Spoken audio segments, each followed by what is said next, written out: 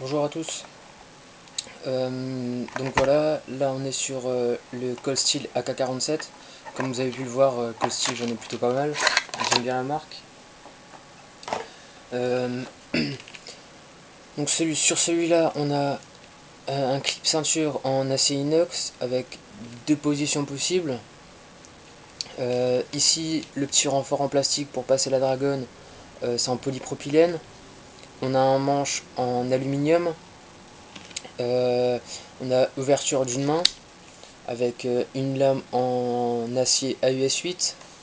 Ici on voit le Coldsteel et en dessous on a une petite gorge pour l'écoulement du sang qu'on retrouve des deux côtés. Voilà, avec le petit sigle AK-47.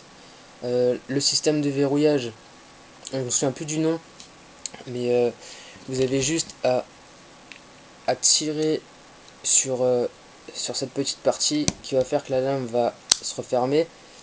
Donc on peut jouer sur ça. Vous baissez le truc, vous ouvrez, donc ça peut servir. Voilà.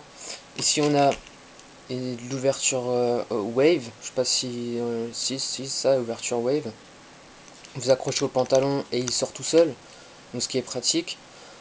Par contre on a une lame qui est assez forte, mais petite par rapport aux manches.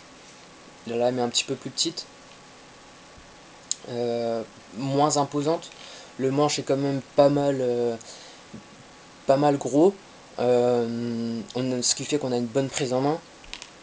Y a plusieurs positions. Il y a la première où on la tient vraiment au bord, à la fin, donc pour les petits bâtonnages.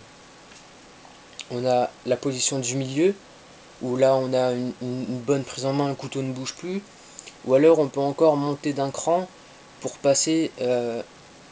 Donc on met ce doigt là ici.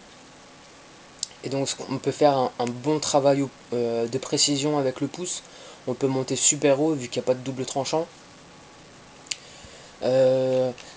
C'est un couteau, il y a la deuxième version qui est sortie que j'ai pas encore. La nouvelle version de la K47 a le système de fermeture Triadlock.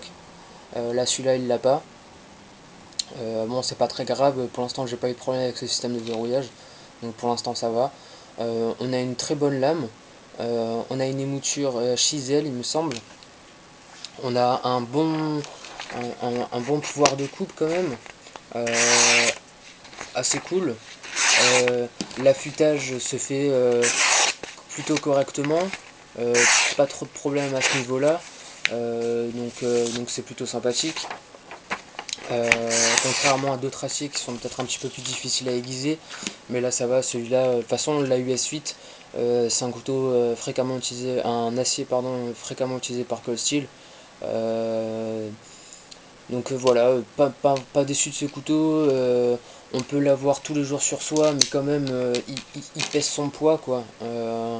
On n'est pas comme sur le Spartan, mais bon, c'est limite, quoi. On a quand même un poids assez correct. Longueur totale, il me semble qu'il est à peu près vers les 23 cm. Donc c'est déjà pas mal pour un pliant, c'est déjà bien grand. Euh, on a un couteau qui peut servir ou sur le terrain ou sur le terrain. Cuisine non, pas la peine. Mais sinon, couteau de chantier, ça reste vraiment un couteau très très bien. On a une bonne prise en main, l'acier est plutôt bon. Donc voilà, pas déçu de ce couteau là. Bon maintenant il y a la nouvelle version qui est sortie, donc du coup celui-là il a pris un peu du vieux. Mais bon c'est pas très grave. J'espère pouvoir un jour me procurer la nouvelle version. Donc voilà, c'était le Coldsteel AK-47. Merci.